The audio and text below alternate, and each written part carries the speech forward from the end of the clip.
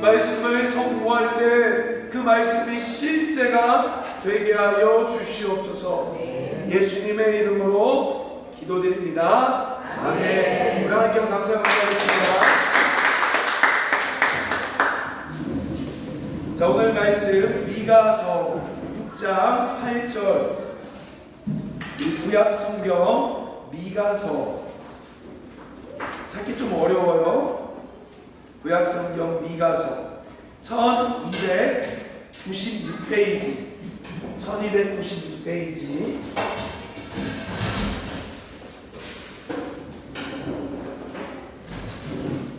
미가서 6장 6절부터 8절까지 말씀 1295페이지 미가서 6장 6절에서 8절까지 말씀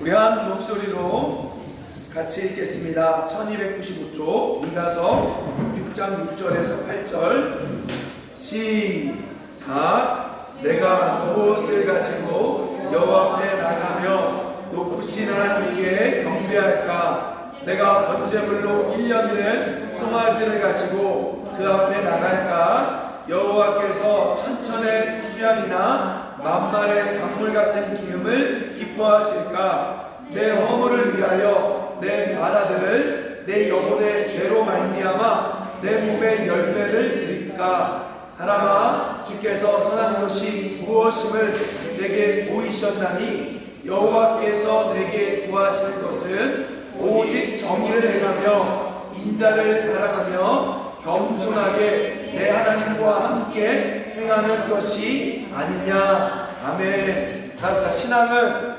종교가 아니라 동행입니다. 여러분, 요즘에 수리남이라는 영화가 아주 인기가 많아요. 꼭 한번 보세요. 넷플릭스에서 1위 하고 있는 영화 수리남이 있습니다. 그런데요, 거기 내용을 보면 아주 기독교에 대해서 우스꽝스럽게 만들었어요. 예를 들면 이거예요. 그 사기꾼 사람이 목사님입니다. 목사님인데 사기가 성공될 때 하는 말이 할렐루야. 그 자기 말에 사람들이 이렇게 공감하면 성령이 임했네. 그리고 자기 말에 반대하면 사탄이 씌었네. 이렇게 만들었어요. 근데 그게 전 세계 1위예요. 그래서 여러분 만약에 길거리 가서 할렐루야 하면 그게 이제는 사람들 봤을 때는 우스꽝스러운 말이 돼가고 있는 거예요. 성령이 임했네. 이게 결국은 사기가 먹혔네 이 뜻이 되어버렸고, 반대하면 사탄이 씌었네. 아주 우스꽝스럽게 만들었죠. 자, 왜 그러냐? 그래서 그 감독한테 물어봤어요. 너는 왜 갑자기 없는 이야기, 그러니까 이 사기꾼 사람을 목사로 설정했냐 했더니만 이 감독이 하는 말이 권위를 갖고 있는 사기치는 사람 중 하나가 목사가 가장 잘 어울려서 이렇게 이 수리남의 주인공 사기꾼을 목사로 컨셉을 잡았다. 여러분, 두 가지 같아요. 첫째는 세상이 우리 기독교를 싫어하는 거예요. 그 맞는 거예요. 그리고 두 번째는 우리가 잘못했던 거예요. 그동안 우리가 너무나 그동안 하나님 믿는다고 하지만 너무 이기적으로 살아온 거예요. 그래서 이제는 그 돌팔매, 그 돌을 우리가 지금 막고 있는 거죠. 신앙은 뭐라고요? 종교가 아닌 동행이에요. 종교는 뭐냐면 따라합시다. 나를 위한 것, 오직 나를 위한 게 종교예요. 근데 제가 요즘 보니까요, MBTI도 종교입니다. 다 나를 위해, 나의 성향을 찾고 나에게 맞는 사람을 찾고. 근데 여러분, 신앙은요, 따라합시다. 나를 잊어버리고 하나님을 신뢰하는 것. 그러니까 신앙은요, 나를 잊어버려야 돼요. 종교는요, 항상 나 중심이에요. 그래서 하나님도 내 밑에, 모든 게 다 나를 위해서 신이 존재하는 게 종교입니다. 그러나 신앙은 바로 나를 잊어버리는 게 신앙인 거예요. 자, 오늘 미가서는요, 정말로 진정한 신앙이 무엇인지를 우리 가운데 가르쳐 줍니다. 자, 볼게요. 우리 미가서 공부하면서 볼게요. 미가는 선지자 이름이 미가예요. 미가의 뜻이 뭐냐? 따라합시다. 여호와 같은 분이 누구인가? 그러니까 하나님같이 좋은 분이 누구인가, 이 뜻이 바로 미가예요. 근데 미가서 마지막 보세요. 7장 18절. 7장 18절. 자, 여기 말씀 PPT도 있을 거예요, 연습자님. 자, 7장 18절. 자, 7장 18절 읽어볼게요. 시작. 주와 같은 신이 어디 있습니까? 여러분 이게 무슨 말이라 했죠 제가? 미가 이름이 그 뜻이라 했잖아요. 여호와 같은 분이 어디 있습니까? 이게 미가. 그리고 결론도 뭐예요? 주와 같은 신이 어디 있습니까? 그래서 미가서는 그게 제목인 거예요. 주제인 거예요. 하나님은 너무 좋으십니다. 여호와 같은 분이 어디냐? 이런 거죠. 야, 솔직히 너네 그런 사장같이 좋은 분이 어디 있어? 이 말 하듯이 여호와 같은 분이 어디 있습니까? 이 말이 바로 미가서의 주제며 결론이라는 거예요. 자, 그러면 이 미가는 누군지 한번 볼게요. 자, PPT 나왔나요? 네. 어디 있어요?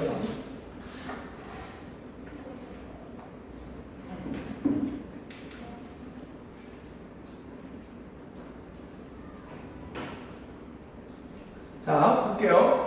자, 미가는 어떤 사람이냐면요.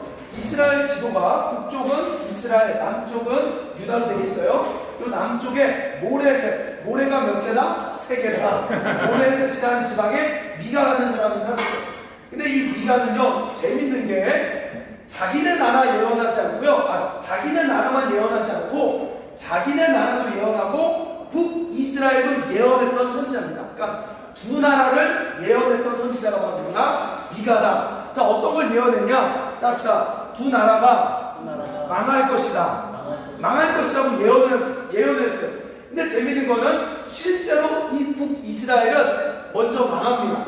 그리고 나서 남유다는요, 나중에 망하지만 미가의 예언이 틀려요. 망하지 않아요. 왜 그랬을까요? 왜 망하지 않았을까요?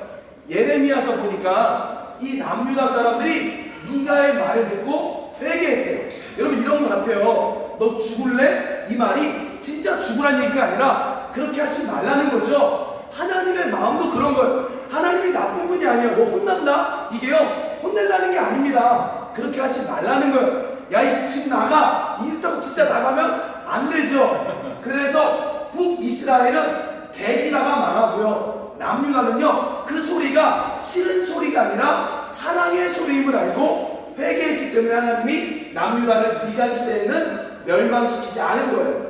이해되십니까? 그럼 여러분 아셔야 돼요. 하나님은 어떤 분이에요? 하나님은 우리를 고생시키는 분이 아니라는 거예요. 하나님은 우리를 괴롭게 하시는 분이 아니라는 거예요. 그러나 우리가 잘못할 때는 하나님이 그 징계를 하지만 그 징계의 이면에는 뭐가 있다? 사랑이 있는 거예요. 아멘. 그래서 하나님의 본심을 알아야 돼요. 예레미야 애가 3장 33절을 보면 하나님의 본심은 고생하게 하는 게 아니라는 말이에요. 하나님의 본심을 아셔야 되는 거예요. 자, 그래서 남유다는 망하지 않았습니다. 자, 그러면 여러분 북이스라엘이 왜 망할 수밖에 없는지 그 이유에 대해서 두 가지 살펴볼게요. 자, 먼저 1장 13절 말씀. 자, 미가서 1장 13절 말씀. 도대체 왜 하나님이, 사랑의 하나님이 매를 드시는지 나옵니다. 미가서 1장 13절 말씀 같이 읽어볼게요. 시작. 라기스 주민아, 너는 주마의 병거를 메울지어다.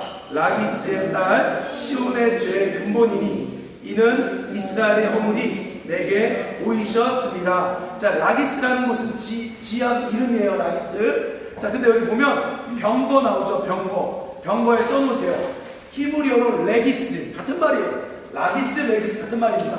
그 얘기는 뭐냐면 여기 보니까 이스라엘 백성들이 하나님을 의지해야 되는데 뭘 의지한대요? 군대를 의지한대요. 군대를. 그게 바로 죄라는 거예요. 자, 여러분 저를 보세요.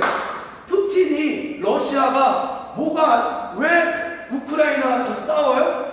왜 미국한테는 못 싸워요? 러시아가 왜 그래요? 일단은 자기 군대를 의지해서 뺏어 먹을 수 있는 사람들을 죽이는 거예요. 우크라이나 죽이는 거예요. 그러니까 푸틴이 지금 그렇게 전 세계를 가지고 노는 이유가 자기 군대를 의지했기 때문에 그래요. 성경은 하나님께서 이렇게 뭘 얘기하냐면 자꾸 보이는 걸 의지하지 말라고요. 왜냐? 보이는 걸 의지하기 시작하면요, 사람의 본심이 교만해져요. 여러분 진짜 웃긴 게요, 사람을 믿을 수 없는 이유가 뭐냐면 사람의 마음, 그러니까 우리 인간은요, 눈에 보이는 걸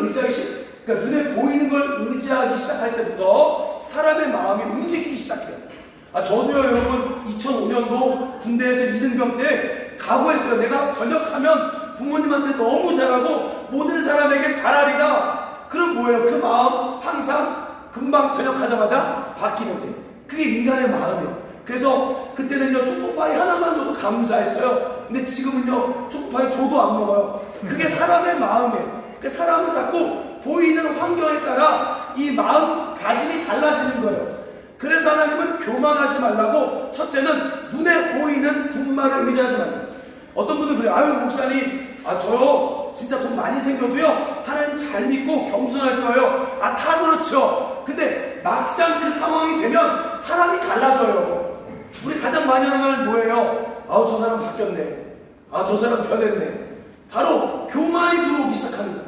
그래서 하나님은 절대로 사람이 눈에 보이는 권력과 힘을 의지하지 말라고 하는 거예요. 여러분, 저도 지금 제가 이러고 있으니까 이러지, 제가 만약에 어디 또 막 엄청 정치인들 많은 큰 교회 가고 있으면 목소리부터 달라질걸요? 할렐루야! 이렇게. 사람은 그래요. 그래서 첫 번째 죄가 바로 군대를 의지한, 눈에 보이는 힘을 의지한 죄가 이스라엘의 죄라는 거예요. 자, 그리고 두 번째, 아주 무서운 죄가 나옵니다. 2장 2절 말씀. 자, 2장 2절 같이 읽어볼게요. 시작. 밭을 탐하여 빼앗고 집들을 탐하여 차지하니 그들이 남자와 그의 집과 사람과 그의 산업을. 자, 동그라미 두 번째 죄는요, 강탈의 죄예요. 뭐라고요? 강탈의 죄. 자, 강탈이 뭘까요? 강탈 간단해요. 남을 이용해서 뺏어 먹는 거. 남을 이용해서 뺏어 먹는 거. 누가복음에 보면요, 재밌는 게 제가 읽어드릴게요. 누가복음 3장 14절에 제가 읽어드리겠습니다. 자, 3장 14절 보면 군인들도 물어 이르되 우리는 무엇을 하리까 하며 이르되 사람에게 강탈하지 말며 거짓으로 고발하지 말고 받는 급료를 족한 줄로 알라. 자, 이게 뭐예요? 이 당시 군인들도 어떻게 했대요? 자꾸 사람들 빼먹었대요. 여러분, 군인의 정체성이 뭐예요? 사람을 지켜야죠. 근데 지키지 않고 뭐예요? 그 사람을 자기 용돈 수단으로 빼먹었다는 거예요. 우리 알잖아요. 우리 멕시코 갔을 때 국경 넘자마자 경찰이 우리한테 왔어요. 온 이유가 뭐예요? 우리를 보디가드 해주려고? 아니에요. 빼먹으려고. 200페소 빼먹으려고 우리한테 왔지만 서한교사님 끝까지 안 줬죠. 할렐루야. 이게 바로 강탈. 자꾸 사람을 이용해 먹으려고 하는 자세. 이게 하나님 보시기에는 엄청난 죄라는 거예요. 자, 여러분, 제 자신이 철저히 싸우는 게 그거예요. 우리가 그렇다고 막 너 돈 내놔 이렇게는 안 해요. 근데 내 삶을 가만 보면요, 죄송해요, 부모님한테 제가 나쁜 짓은 안 했지만 뽑아 먹으려던 마음도 있었던 것 같아요. 뽑아 먹은 건 먹을 건 별로 없어. 근데 제가 봐도 솔직히 이기적인 거예요. 그리고 너무 감사하지만 저희 장인어른이 등록금 많이 내줬거든요. 제가 가만히 생각해보면 뽑아 먹은 거예요. 이것도 강탈. 그리고 부모님만이 아니라 가족도 마찬가지야. 제 아내, 우리 아이들도 다 나를 위해서, 그러니까 내가 하는 것을 하기 위한 하나의 수단으로 갖다 놨던 거죠. 그래서 제 아내도 어쩔 수 없이, 제가 목사니까 힘들어도 넌 사모가 돼야 돼. 넌 얌전해야 돼. 우리 아이들한테도 너 목사 딸들이 너 이러면 돼? 이게 바로 뭐예요? 강탈.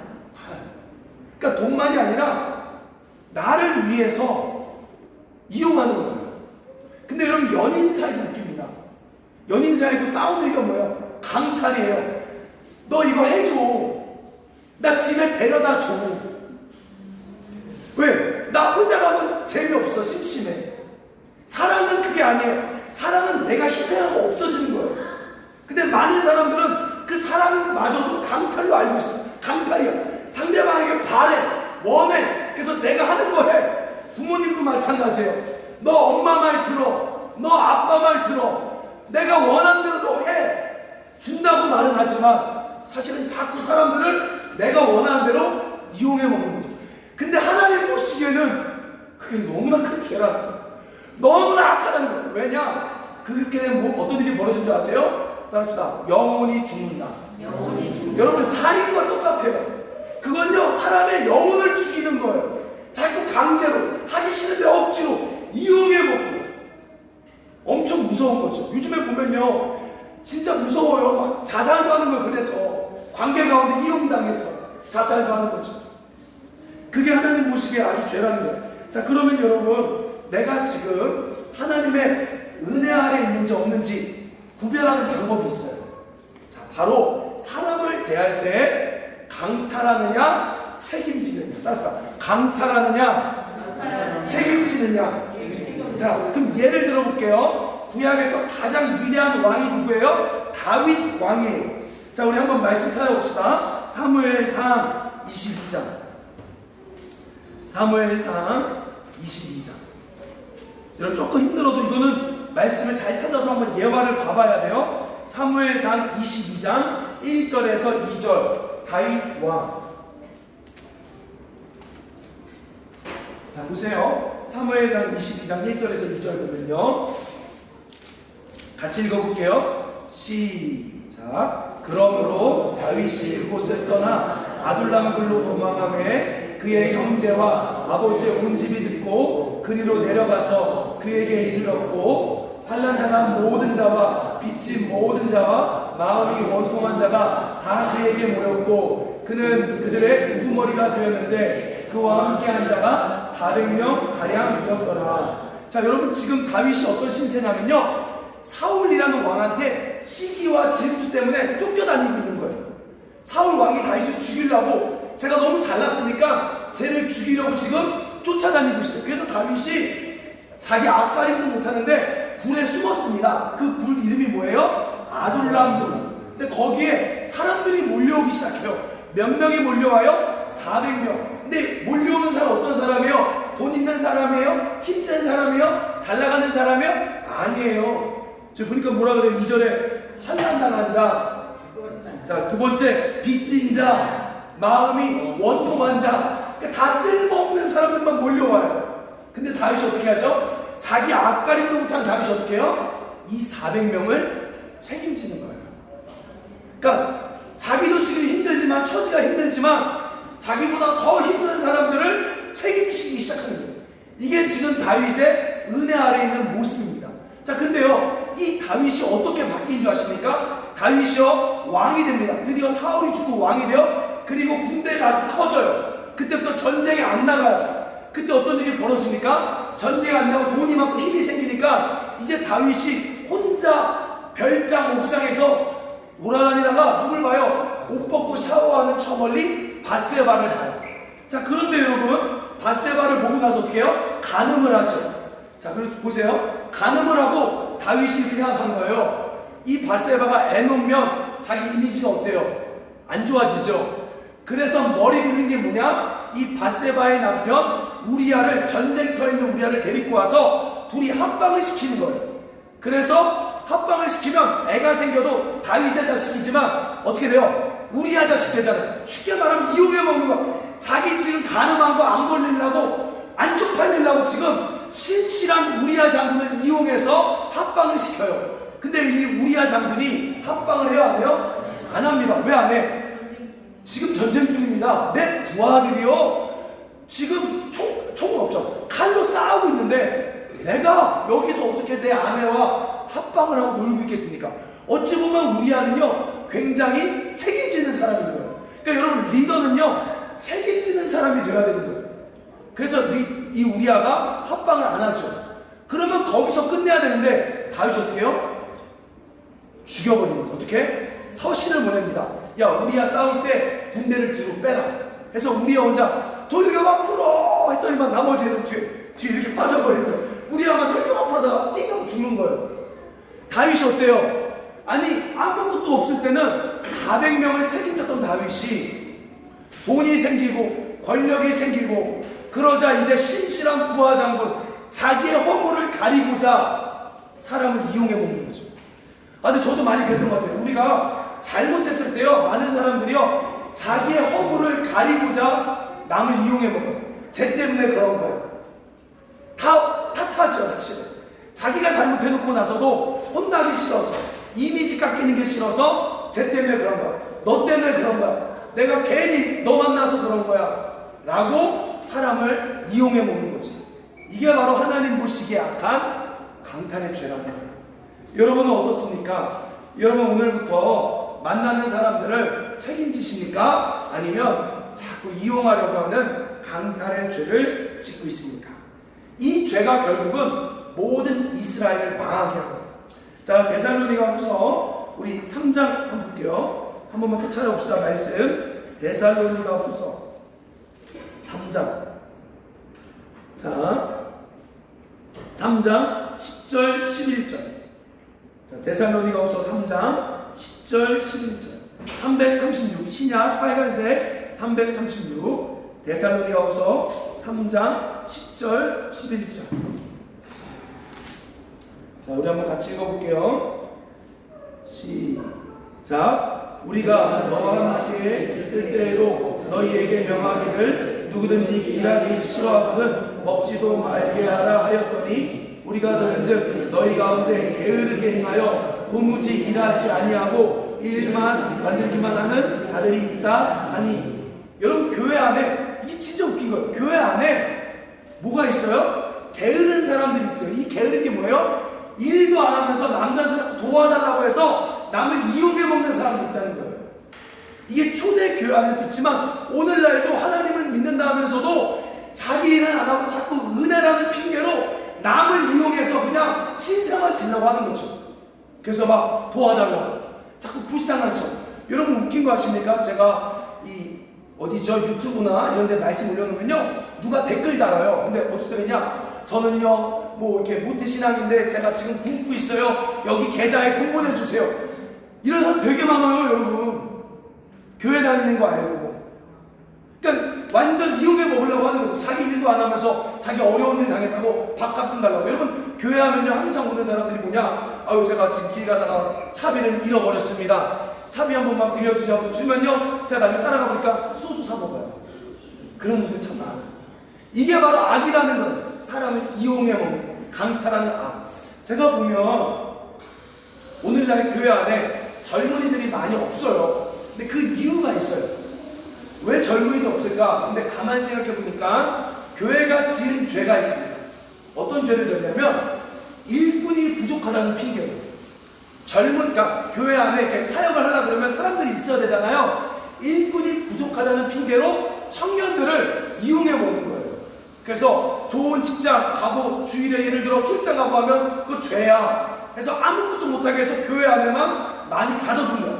그러니까 남아있는 아이들 보면 세상과는 아무 힘이 없는, 세상과 등 떨어져. 그래서 여러분, 제가 있는 시골교회도 가면요, 서른이 넘은 아직도 취업도 못한 수많은 청년들이 회장, 부회장도 하고 있어요. 바깥에 나가면 아무것도 못하고 있죠.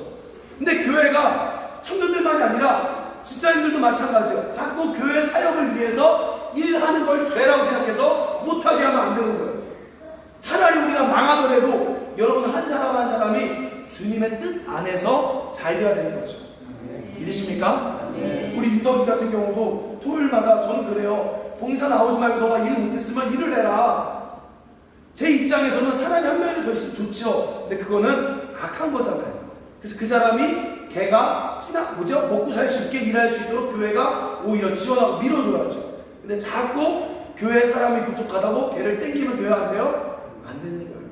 그래서 우리가 죄를 지금 지고 있는 거죠. 여러분, 한번 가만히 생각해보세요. 나는 어떤가? 나는 늘 많은 사람들이 난 피해자인데요? 아니요. 나도 가해자예요. 나도 부모를 이용하고, 나도 가까운 가족을 이용하고, 나도 친구를 이용하고 하지 않았는지. 자, 그래서 하나님은 이 두 가지 죄가 너무나 하나님 보시기 악하기 때문에요, 그들을 심판합니다. 자, 그래서 미가서 다시 돌아가서요, 하나님 심판하는데 미가서 5장 7절 보세요. 자, 5장 7절. 자, 하나님이 혼내는 이유가 있어요. 심판하신 이유가 1295쪽 5장 7절 읽어봅시다. 시작. 야곱의 남은 자는 많은 백성 가운데 있으니 그들은 여호와께로부터 내리는 이슬 같고 풀리에 내리는 단비 같아서 사람을 기다리지 아니하며 인생을 기다리지. 자, 이 말이 뭐냐면 야곱의 남은 자가 누구냐? 이제 심판받아 이 고난이 끝난 자. 이 고난이 끝난 자가 누구래요? 이슬과 같은 단비 같대요. 이 얘기 뭐냐면 이제 자신이 약한 걸 아는 거예요. 그래서 뭐라고 말해요? 사람을 기대하지 않는 거예요. 사람을 신뢰하지 않는 거예요. 이제 사람을 그냥 사랑하는 거죠. 그러니까 하나님이요 여러분 우리 가운데 고난을 주신 이유가요 가르치시려고 하는 거예요. 그래서 여러분 저는요 아직까지 저도 이제 매 맞으면 안 되는데 저는 아직까지 건강식품이랑 몸은 잘 안 챙겨요. 근데 여기서 건강 챙기는 사람들이 있죠. 이유가 뭐예요? 한번 아팠기 때문에 병원 가서 한번 두들겨 맞았기 때문에 그때부터 건강 챙기죠. 마찬가지입니다. 제가요 저도 이제 마찬가지로 제 나이에 막 성공의 길을 안 가고 이렇게 가는 이유가 저도 젊었을 때 내 마음대로 살아보다가 두드려 맞았기 때문에 지금 이러고 있는 거예요. 근데 여기도 말해요. 강탈과 우상으로 두들겨 맞았기 때문에 이들이 뭐래요? 이제 더 이상 사람을 기다리지 않는다. 그러니까 그 얘기는 무시하는 얘기가 아니라 더 이상 사람을 신뢰하거나 이용하지 않는다는 거예요. 이게 바로 겸손한 사람들의 결과입니다. 심판의 결과입니다. 자, 그래서 이제 하나님이 이제 결론으로 이렇게 얘기해요. 너희가 이렇게 해야 된다. 자, 6장 6절부터 보세요. 6절 7절.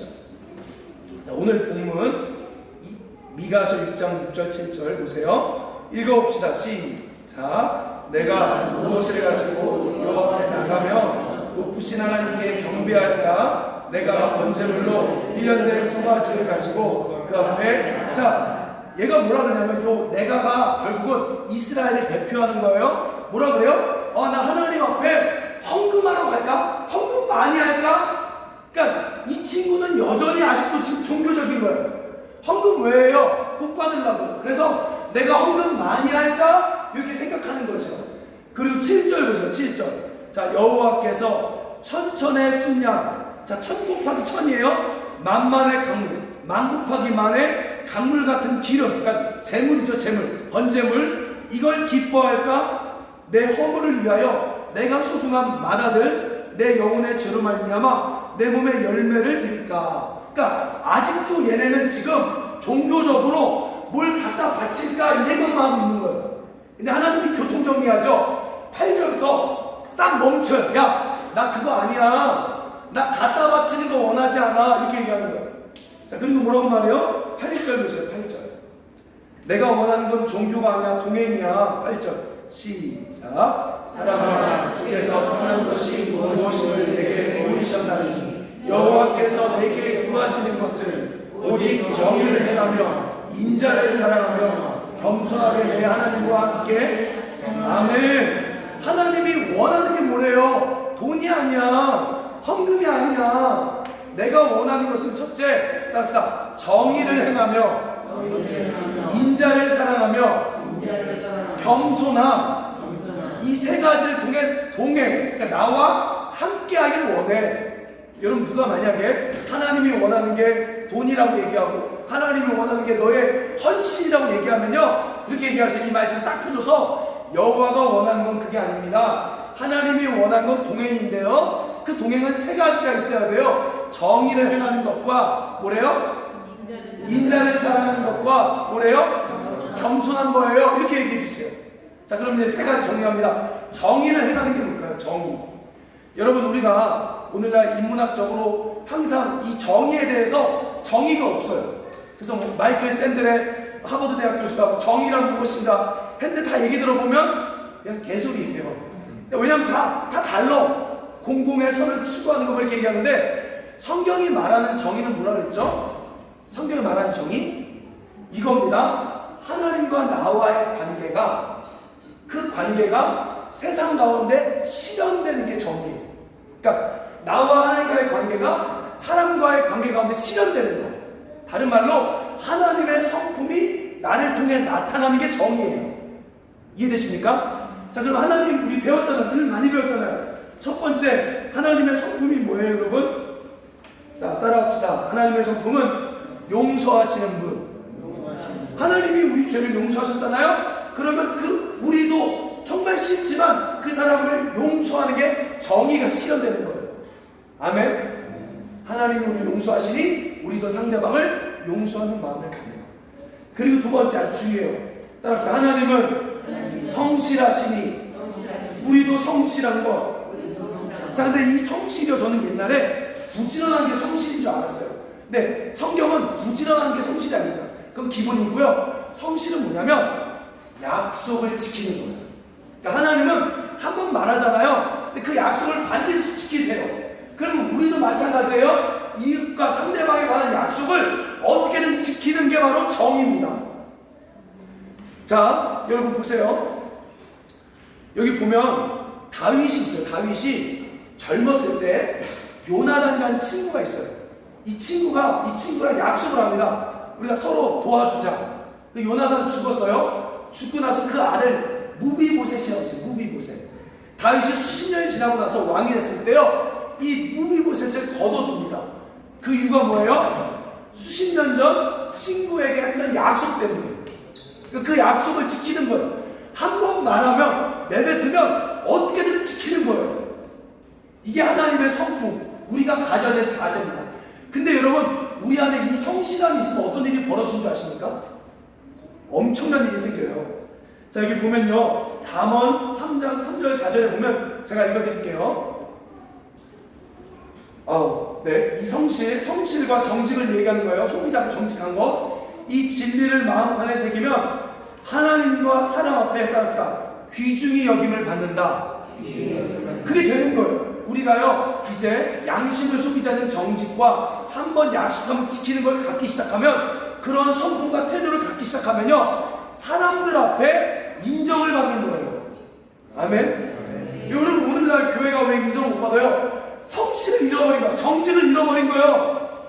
맨날 욕심 부리고 맨날 편법하니까 교회 안 믿어요. 이제 누가 교회를 믿어요? 저 목사님하면, 여러분 목사님하면 완전 믿을만해. 아니면 속으로 사기꾼 아니야? 어때요? 솔직히 어때요? 몇 프로예요? 저 목사님한테 완전 신뢰. 아니면 목사님하면 저거 또 픽 뜯으려고 어때요? 지금 우리가 반반. 맞아, 감사합니다. 반반해도 돼야지. 그럼 여러분, 진짜 어떤 사람은 사업가인데, 제가 어디 교회 장로하고 명함 주면 어때요? 신뢰가 돼야, 아니면 알고 또 사기치려고 일어나, 이게 뭐예요? 어때요? 그러니까 우리가 오늘날 정직과 성실함을 잃어버린 거예요.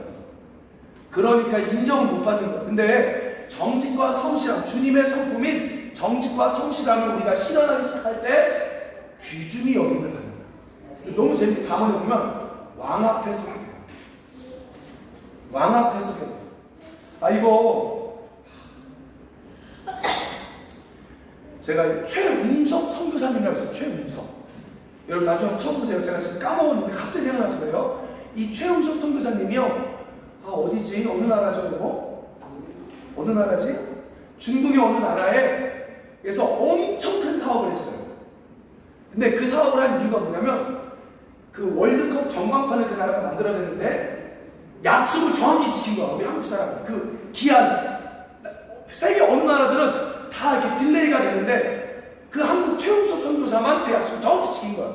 그래서 나중에 그 대통령이요, 그 나라에 필요한 전광판을 거기에 다 맡겼습니다. 이유는 딱 하나, 한국 사람한테 얘한테니까 한국 사람한테 맡기면 시간을 정확히 지킨다. 그거예요. 그러니까 이게 여러분 단순히 세상적인 말이 아니라 하나님의 세상을 이끌어가는 성부의 원리예요. 우리가 성실하잖아요. 왕 앞에 쓰게 돼요. 아멘? 이거 한 번 하면 끝까지 지켜야죠. 그래서 어찌 보면 제 아내가 대구 가는 이유 딱 하나예요. 그 약속을 지키는 거예요. 아직까지는 없지만 끝까지 가는 거예요. 아멘? 아멘. 우리가 그렇게 될 수 있길 소망합니다. 한 번 내뱉으면 휴대폰이 꺼져도 끝까지 가는 거예요. 그게 바로 주님을 닮는 정의죠. 그래서 우리가 하나님이 원하는 건 뭐라고요? 정의를 행하는 것. 다시 한번, 용서하는 자세, 성실한 자세, 양심을 속이지 않는 정직한 자세. 이게 바로 정의. 그러니까 헝클까 까박치지 말고 성실하고 정의를 행하고 용서하는 삶을 가지라. 두 번째, 동행하기 위해서 뭐가 필요하대요? 인자를 사랑하는 거예요. 인자가 뭐예요? 이 한국말이 어려워요. 인자하면 무슨 사람 같잖아요. 인자가 뭐냐? 헤세드가 뭐예요? 인해, 거저주는 사람, 자비로. 그러니까 쉽게 말하면 거저주는 자비를 사랑하래요. 그러니까 너의 자세가 자꾸 사람들을 거저 사주려고 하고 거저 베풀려고 하는 마음을 사랑하래요. 그게 바로 인자를 사랑하는 거예요. 아멘? 근데 여러분 재밌는 게요. 잠언 20장 이거 이름 찾아보세요. 잠언 20장 여러분 이거 믿으시기 바랍니다. 잠언 20장 하나님이요 우리 믿는 자들이 안 하니까 지금 세상에게 이걸 증명해 주고 있어요. 잠언 20장 28절 인자를 사랑하면 어떤 일이 벌어지는지. 자 934쪽 보세요. 너무 재밌는 말이 나와요. 자 한번 볼까요? 자 시작. 왕은 인자와 진리로 스스로 보호하고 그의 왕위도 인자함으로 말미암아. 자 뭐래요? 그러니까 왕이라는 얘기는 지금 쉽게 말하면 오너예요. 오너. 그러니까 사업같이 하는 거예요. 근데 인자가 그 사업을 지켜준대요. 견고하게 한대요. 그럼 이 얘기 뭐냐면 여러분 혹시 돈줄 내주는 거 봤어요? 돈줄 내주는 거? 예를 들어 어떤 치킨집 사장님이 치킨집이 있는데 애들이 좀 가난한 이 아이들이 치킨을 먹고 싶다는 거야. 그래서 이 사장님이 야 돈 내지 말고 내가 마음껏 줄게 하고 치킨을 준 거예요. 근데 그 얘기가 소문이 퍼진 거예요. 그래서 인터넷 퍼지고 어때요? 저 사람 너무 좋은 사람이다. 우리가 돈줄 내주러 가자. 그러니까 돈줄이 그냥 돈으로 혼내준다. 돈으로 이렇게 떼떼 주는 거죠. 이렇게 돈줄 내주러 가자 해서 그 치킨집이 대박이 난 거예요. 원래 그 치킨집 장사 안 되는 집이었는데. 그러니까 인자를 사랑하면요 견고하게 돼요. 여러분 그 예가 어디 있어요? 우리 샤르 카페 제가 가만 생각해 보니까 제가 카페 전 망한 거예요. 완전 망한 카페예요 그거는. 근데 그 망한 카페가 모든 권리금을 받고 플러스 한 몇 천만 원을 받았던 이유가 딱 하나입니다. 커피를 잘 팔아서가 아니에요. 아르바이트 아이들에게 거저 월급을 주고 길거리 사람들에게 나눠줬기 때문에 그 거저주는 게 오히려 우리를 든든하게 만드는 거죠. 여러분 우리 의회나무 이거 보면 아주 초라해요. 근데도 우리 이 센터가 건재하게 계속 있는 이유는 딱 하나예요. 우리가 나누기 때문에 그래요. 거저 받았으니 거저 주는 거예요. 아멘? 그게 우리를 견고하게 만드는 거예요. 그래서 여러분 자세를 가져야 돼요. 얻어먹으면 화를 내야 돼요. 화나야 돼요. 얻어먹으면 아이 싫어. 내가 주는 게 좋은 거야 더. 그래서 성경 뭐라 그래요? 주는 자가 받는 자보다 복이 있다. 그래서 인자를 자꾸 사랑해야 돼. 인자를 자꾸 사랑해야 돼. 그게 바로 주님과 동행하는 방법이에요. 자 마지막 세 번째 겸손한 게 하나님과 동행하는 거라죠. 자 겸손이 뭐라 그랬죠? 겸손은 제 멋대로 하지 않는 거. 다른 말로 주제를 넘지 않는 거예요. 내 마음대로 하지 않고 하나님이 이끄신 대로 이끌라고 하는 거죠. 자꾸 내 계산대로 움직이지 않는 거예요. 겸손은 하나님 시키는 대로만 움직이는 게 겸손이에요. 바로 우리가 그렇게 해야 되는 거예요. 여러분 저도 아이디어가 많아요. 근데 아이디어 따라 움직이지 않아요. 아이디어 따라가지 않아요. 자꾸 하나님 시키는 따라 가야 돼요. 그게 겸손한 거예요. 자 그러면 여러분 이렇게 하나님의 아이디어가 아닌 하나님 따라 움직이면요 따라합시다. 30배 60배 100배의 삶을 사는 거예요. 자 저를 보세요. 성경에 보니까 천국이 뭐냐 30배 60배 100배의 삶을 사는 게 천국이래요. 자 그러면 여러분 인간의 계산이 아니라 하나님과 동행하면서 순종을 시작하면요 우리 삶이 30배 60배 100배로 빨라져요. 자 그 예 중 하나가 우리 알고 있는 이준 목사님 보면 한 목사님이 할 수 없는 일을 지금 제가 봤을 때 한 20-30명이 해야 될 일들을 혼자 할 수 있는 거죠. 그렇게 바뀌는 거예요. 천국은 뭐냐면 10년 걸릴 일이 1년 만에 30년 걸릴 일이 1년 만에 60년 걸릴 일이 1년 만에 60명이 할 수 있는 일을 한 명이 30명이 할 수 있는 일을 한 명이 600만 원 들어갈 일을 10만 원으로 1000만 원, 90만 원, 900만 원 들어갈 돈을 10만 원으로 할 수 있는 게 바로 하나님 나라라는 거예요. 아멘? 자 우리 마지막 그리고 다음 자 요거 하나만 이해하고 마칠게요. 여러분 데이비드 리빙스턴이라는 사람이 있어요. 아프리카 선교의 아버지라고 불려요. 이 사람이 19세기 사람입니다. 이 사람 누구였냐면요 이 데이비드 리빙스턴은요 어렸을 때 아주 가난했던 청년 아이였어요. 그래서 그 당시 교회에서는 헌금 받으면 이렇게 돌려나고 헌금 이렇게 내라고. 근데 이 아이는 헌금 낼 돈이 없었어요.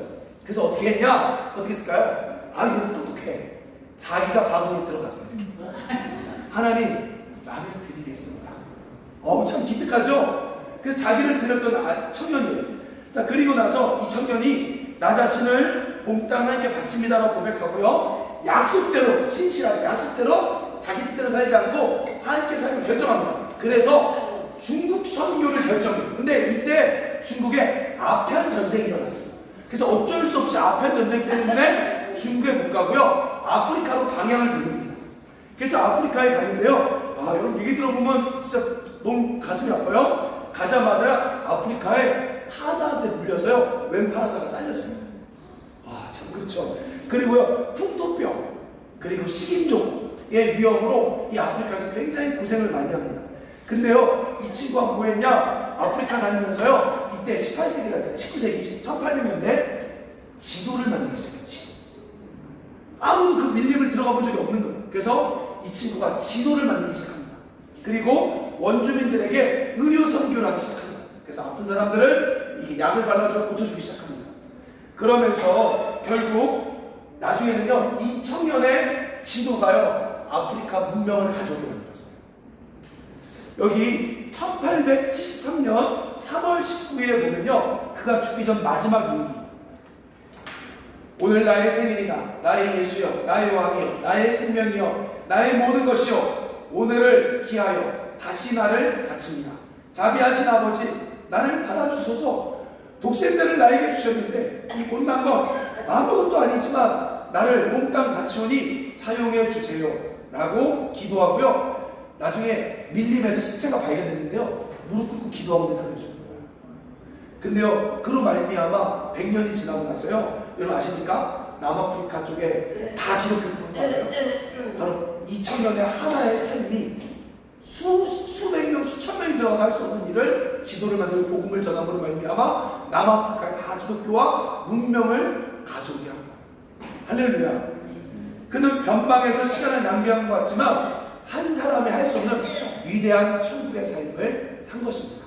따라합시다. 복음은 나를 부자로 만드는 것이 아니라 많은 사람을 부욕해 하는 자로 만든다. 아멘. 신앙은 내가 잘 사는 게 아니라 신앙은 많은 사람을 잘 살게 만드는 거예요. 우리 그렇게 원하시는 분들 함께 기도합시다.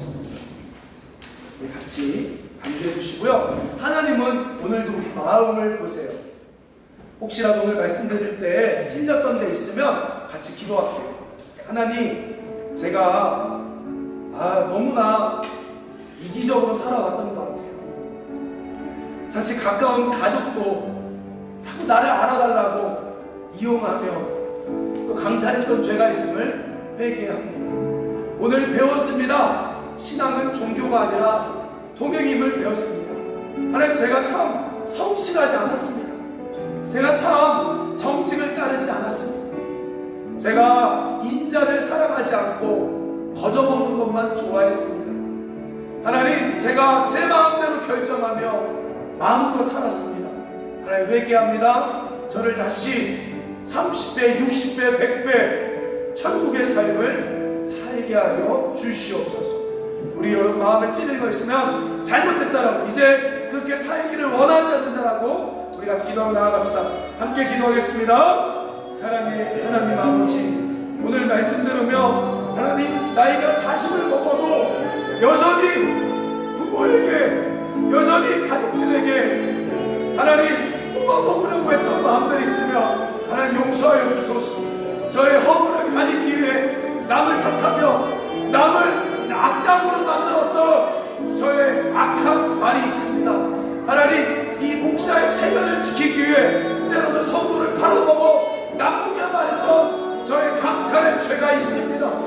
하나님, 저를 용서하여 주시고 하나님, 진심으로 정의를 살아가며 인자를 살아가며 하나님 겸손히 살아가길 원하오니, 이제 내가 부자로 사는 것 아니라 많은 자를 부욕해 하는 자로 살아갈 수 있는 천국의 삶을 살게 하여 주시옵소서.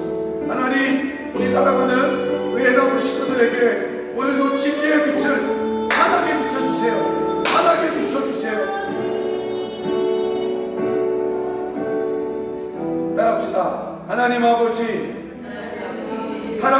용하는 죄를 버리기로 결정합니다. 이제는 성실한 삶을 살며 정직한 삶을 살며 인자를 사랑하겠습니다. 내 계산대로 움직이지 않고 하나님의 뜻 따라 움직이겠습니다. 부자가 되는 것이 목표가 아니라 많은 사람을 부유케 하겠습니다.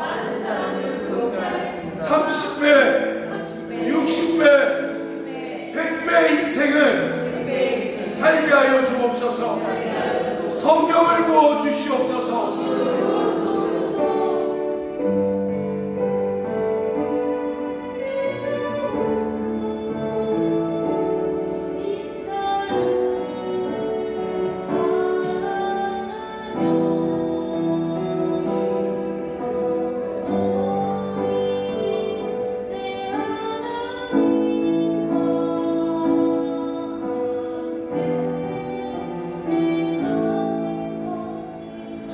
감사합니다. 오늘 미가서를 통하여 여호와와 같은 분이 어디 있느냐 말한 것처럼 이제는 우리의 삶을 통해 사람들이 야 하나님 참 좋은 분이구나 라고 볼 수 있는 거울이 되게 하여 주시옵소서.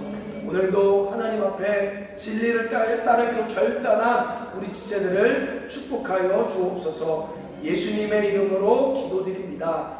아멘. 주 예수 그리스도의 은혜와 하나님 아버지의 사랑과 성령의 교통하심이 종교가 아니라 동행의 삶을 살고 다짐하는 우리 의의 나무 위에 이제 또 영원토록 함께 있을지어다.